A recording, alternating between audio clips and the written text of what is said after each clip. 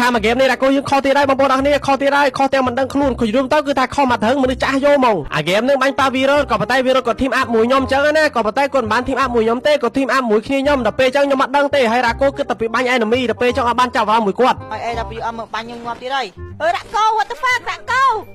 រ៉ាកូហ៎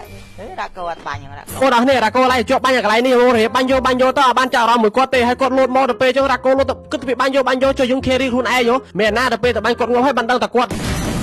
អាវីរ៉ូមិញថាខ្ជិលបាញ់រ៉ាកូអត់ធីមអាប់ហ៎